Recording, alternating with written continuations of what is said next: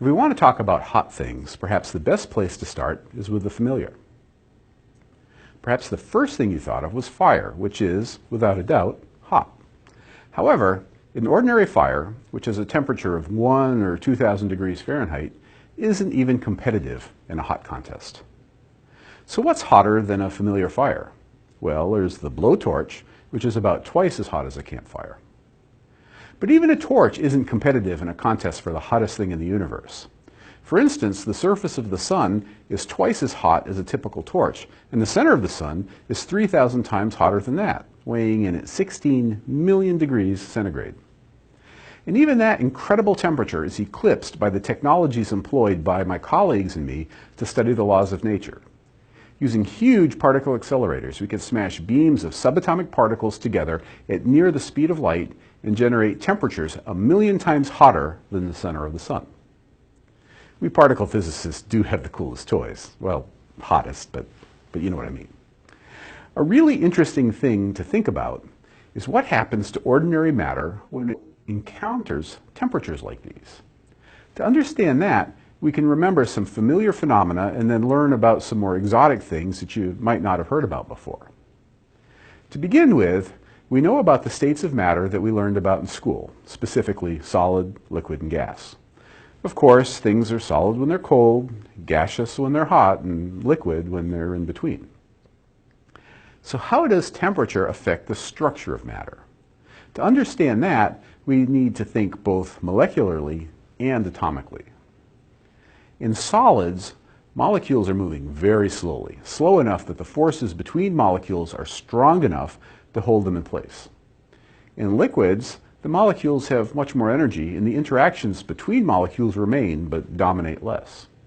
This leads to phenomena like viscosity.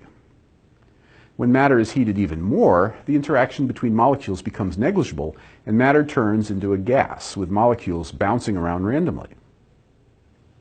So, until now, I've described things that you learned about in school. But it turns out that there are states of matter beyond the familiar three. So what happens if we take a gas and turn the heat up even more? To understand this, we can zoom in on a single molecule and see what happens. At a certain temperature, the energy is enough to rip molecules apart into their constituent atoms. If one raises the temperature even more, the nucleus of an atom can no longer hold on to the electrons, and the result is that you have electrons running around willy-nilly, unbound to an atom.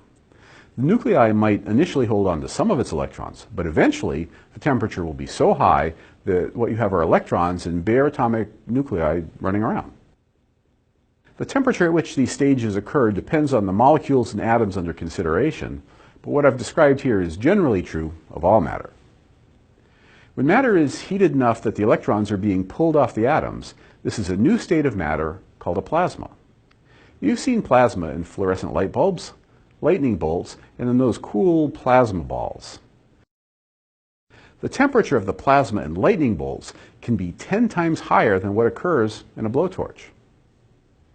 Creating an entirely different new state of matter is pretty amazing, but we're not done. Let's raise the temperature even more. To see what happens then, we need to turn our attention to the atomic nucleus. As the temperature increases, the nuclei have so much energy they can no longer reliably hold the protons and neutrons together. But even that amazing achievement isn't the final word. In order to simplify the language, we use the word nucleon to describe both protons and neutrons. This is because they're both inside the nucleus of an atom. Nucleons are each made of 3 particles called quarks, and the quarks are held very strongly indeed. In fact, under ordinary conditions, one cannot pull a quark out of a nucleon. However, the temperatures we can achieve in particle accelerators are anything but ordinary. If we heat matter enough, we can literally melt the nucleons and have the quarks and a particle force called the gluon run around no longer bound together. This outrageous state of affairs is a new form of matter called a quark-gluon plasma. I'll say that again. A quark-gluon plasma occurs when the temperature is so high that individual protons and neutrons literally melt. So you may be wondering if a quark-gluon plasma is a real thing or just an idea. It turns out that scientists can create quark-gluon plasmas at specialized particle accelerators. At the relativistic heavy ion collider on Long Island, also called RHIC, and the Large Hadron Collider in Europe, also called the LHC, physicists shoot bare atomic nuclei at one another like shooting two bullets together. The temperature in these impacts was last common in the universe a millionth of a second after the Big Bang. We see here a simulation of the collision at the LHC in which two nuclei of lead are slammed together and a quark-gluon plasma is formed. Physicists generate collisions like these about 1 month each year.